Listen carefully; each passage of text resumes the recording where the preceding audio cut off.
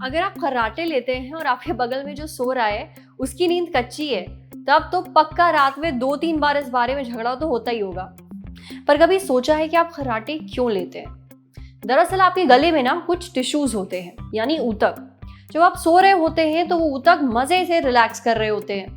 जब आप सांस बाहर छोड़ते हैं तो हवा की वजह से ये टिश्यूज जो है वो थर्रा जाते हैं, वाइब्रेट करते हैं, जैसे आपके वाइब्रेशन पे जो फोन रखा होता है वो। उसी वाइब्रेशन की आवाज आपको खर्राटों में सुनाई देती है। अब ऐसा क्यों है कि कुछ लोग खर्राटे लेते हैं और कुछ लोग नहीं? वो इसलिए क्योंकि कुछ कारण से आपको खर्राटे आते हैं। जैसे आपके मुंह की बनावट। जब आप ओवरवेट होते हैं ना, तो आपके गले के अंदर पीछे की तरफ एक्स्ट्रा टिश्यूज होते हैं, जिसके कारण जो आपके एयरवेज हैं वो सिकुड़ जाते हैं और सांस पास करने के लिए उनको खुलकर जगह नहीं मिलती। दूसरी बात, अगर आपकी नाक में कंजेशन रहता है, नाक बंद रहती है, तो भी आप खर्राटे लेते हैं।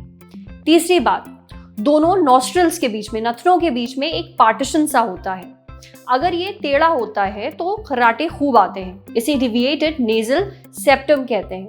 इन चीजों के अलावा शराब पीकर सोना, नींद पूरा ना होना और आपकी स्लीपिंग पोजीशन, ये सब भी खर्राटों की वजह बनती हैं। जब आप पीठ के बल सोते हैं तो सबसे तेज खर्राटे लेते हैं।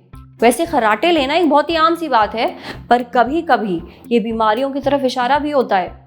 So basically, be careful.